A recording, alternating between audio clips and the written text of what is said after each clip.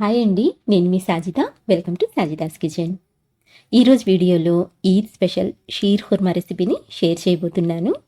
సేమియా మెత్తబడకుండా, అలాగే చల్లారిన తర్వాత కూడా గట్టిపడకుండా చాలా రుచిగా పర్ఫెక్ట్గా ప్రిపేర్ చేసుకోవాలనుకున్నట్లయితే వీడియోని స్కిప్ చేయకుండా చూసి మీరు కూడా ఇలా ట్రై చేయండి. చాలా చక్కగా కుదురుతుందండి.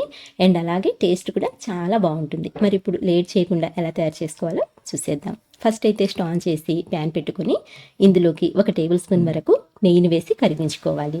నెయ్యి కరిగిన తర్వాత ఇందులోకి 2 టేబుల్ స్పూన్ల వరకు జీడిపప్పు పలుకులు, 2 టేబుల్ స్పూన్ల వరకు బాదం పప్పుని ఇలా సన్నగా కట్ చేసుకుని తీసుకోండి. అలాగే 2 టేబుల్ స్పూన్ల వరకు కిస్మిస్, ఒక 5 నుంచి 6 వరకు ఎండు ఖర్జూర పళ్ళని కట్ చేసి మధ్యలో ఆ సీడ్స్ని తీసేసి ఇలా సన్నగా కట్ చేసుకుని యాడ్ చేసుకోండి. ఇలా వీటిని ప్యాన్లోకి తీసుకున్న తర్వాత మంటని మీడియం ఫ్లేమ్లోకి అడ్జస్ట్ చేసుకుని మంచి గోల్డెన్ షేడ్ వచ్చేంత వరకు అటు ఇటు కలుపుకుంటూ ఫ్రై చేసుకోవాలి. అండ్ అలాగే వీటిని కట్ చేసే ముందు ఒకసారి నీట్గా కడిగి తర్వాత కట్ చేసుకోండి, సరేనా? చూడండి, ఇవి చక్కగా వేగిపోయాయి. ఇలా మంచి గోల్డెన్ కలర్లోకి ఫ్రై చేసుకున్న ఈ డ్రై ఫ్రూట్స్ని అయితే ఇప్పుడు వేరొక ప్లేట్లోకి తీసి పక్కన పెట్టేసుకోండి.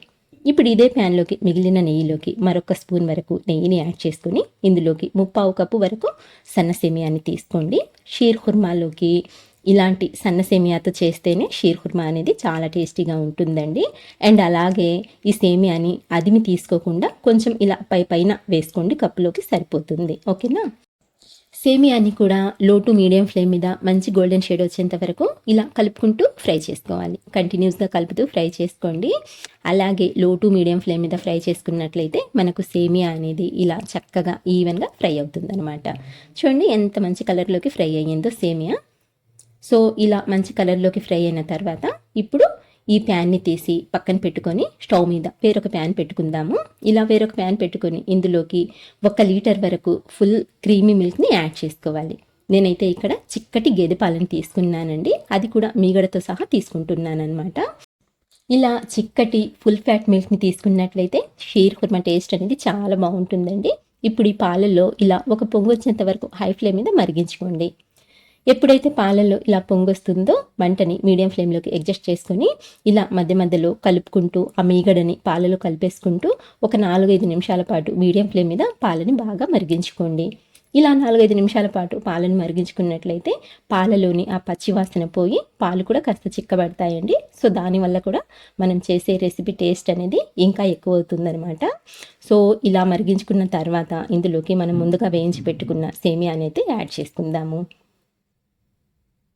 ఇలా మొత్తం సేమియా వేసుకున్న తర్వాత మంటని లో టు మీడియం ఫ్లేమ్లోకి అడ్జస్ట్ చేసుకొని ఒకసారి అంతా బాగా కలుపుకోవాలి. ఇలా మొత్తం అంతా చక్కగా కలుపుకుంటూ ఒక 2 నిమిషాల పాటు ఉడికించుకోండి. ఎక్కువసేపు ఉడికించొద్దండి, జస్ట్ ఒక 2 నిమిషాల పాటు ఉడికించుకుంటే సరిపోతుంది. అండ్ అలాగే ఇందులోకి మనం ముందుగా వేయించి పెట్టుకున్న ఈ డ్రై ఫ్రూట్స్ని కూడా యాడ్ చేసుకుందాము. ఇందులో నుంచి కొన్నింటిని అయితే నేను తీసి పక్కన పెట్టానండి గార్నిషింగ్ కోసం. ఇలా డ్రై ఫ్రూట్స్ని కూడా వేసి అంతా బాగా కలిసేట్టు కలుపుకోవాలి.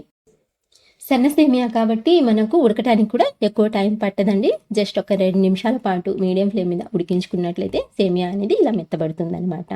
ఇలా సేమియా మెత్తబడిన తర్వాత ఇందులోకి స్వీట్నెస్ కోసం 1 కప్పు వరకు పంచదారని వేసుకోండి.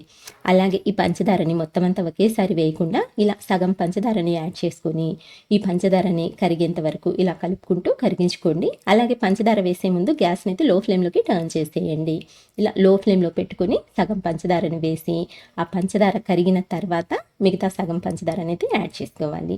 లేదంటే ఒకేసారి మొత్తం పంచదార వేసామంటే పాలు విరిగిపోయే ఛాన్స్ ఉంటుందన్నమాట. చూడండి, పంచదార పూర్తిగా కరిగిపోయింది కదండి.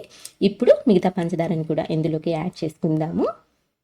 అలాగే మంచి ఫ్లేవర్ కోసం ఒక 4-5 యాలకుల్ని అప్పటికప్పుడు దంచి ఆ యాలకుల పొడిని కూడా ఇందులోకి యాడ్ చేసేసుకొని ఇప్పుడు మరోసారి బాగా కలుపుకుంటూ ఈ పంచదార కూడా కరిగేంత వరకు ఉడికించుకోవాలి.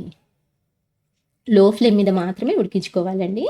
ఇక్కడ మీరు కావాలనుకుంటే పంచదారకి బదులు కండెన్స్ మిల్క్ అయినా సరే యాడ్ చేసుకోవచ్చు. బట్ మన సైడ్ అయితే అందరూ పంచదారనే యూస్ చేస్తారు కాబట్టి నేను కూడా పంచదారనే వేస్తున్నాను అనమాట. అందరికీ యూజ్ అవుతుందని చెప్పేసి మీరు కావాలనుకుంటే కండెన్స్ మిల్క్ అయినా సరే యాడ్ చేసుకోవచ్చు. ఇలా పంచదార వేసిన తర్వాత ఎక్కువసేపు ఉడికించాల్సిన పని లేదండి. ఒక 2 నిమిషాల పాటు లో ఫ్లేమ్ మీద ఉడికించుకున్నట్లయితే సరిపోతుంది. వెంటనే స్టవ్ ఆఫ్ చేసేసి పక్కకు తీసుకొని వేడివేడిగా సర్వ్ చేసుకున్నా లేదా చల్లారిన తర్వాత సర్వ్ చేసినా సరే టేస్ట్ అయితే సూపర్గా ఉంటుంది. తప్పకుండా ఇలా ట్రై చేసి చూడండి, పర్ఫెక్ట్గా కుదురుతుంది. టేస్ట్ కూడా అంతే పర్ఫెక్ట్గా ఉంటుందన్నమాట. అంతేనండి, చూస్తారు కదా ఎంత సింపుల్గా మనం ఈ టేస్టీ రెసిపీని ప్రిపేర్ చేసుకోవచ్చు. మీరు కూడా తప్పకుండా ట్రై చేయండి. అలాగే వీడియో నచ్చినట్లయితే లైక్ చేయండి, షేర్ చేయండి, మన ఛానల్ని సబ్స్క్రైబ్ చేసుకోండి.